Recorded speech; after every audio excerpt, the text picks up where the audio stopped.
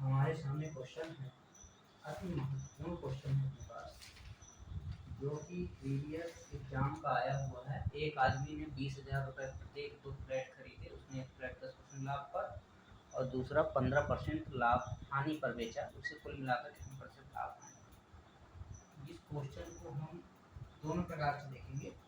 पहला देखेंगे सीपी और एसपी। जब हमारे पास सीपी 100 है तब 10% के लाभ पर ये हो जाएगा 110, और दूसरा है 15% हानि। जब सीपी हमारे पास 100 है तो हानि हमारे पास हो जाएगा 15% हानि, यानी कि 100 में 15 घटा देंगे तो 85 हो जाएगा ये।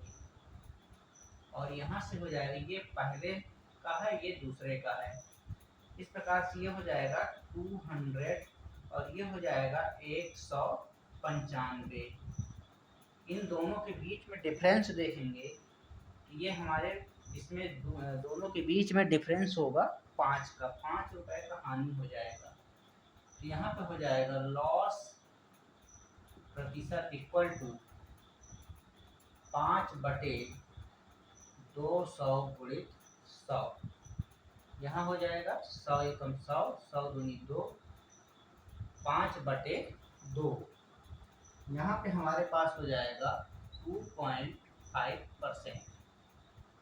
ये हमारा है पहला मेथड, ये आंसर हो जाएगा।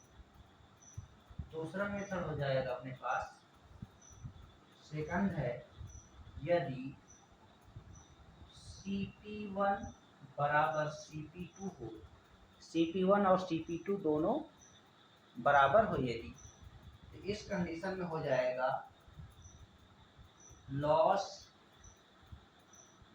प्रतिशत इक्वल टू 10% लाभ दिया है तो 10 लिखेंगे पहले, 15% हानि दिया है तो 15 लिखेंगे और 2 से भाग दे दीजिए। तो यहाँ हो जाएगा माइनस का 5/2 माइनस का 2.5%। ये हमारा आंसर हो जाएगा। ये लॉस हानि प्रतिशत हो जाएगा। ये दूसरा मेथड है, वो पहला है। इसके पश्चात है नेक्स्ट क्वेश्चन है।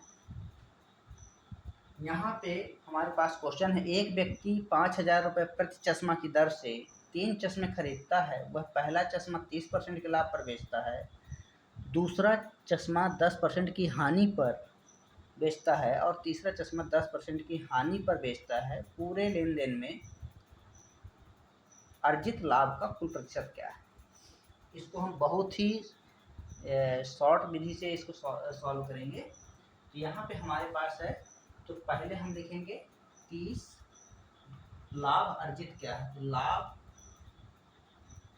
को हम प्रतिशत के रूप में लिखेंगे और ये हो जाएगा 30, जो दिया है पहला लाभ पे है, पॉजिटिव रहेगा ये।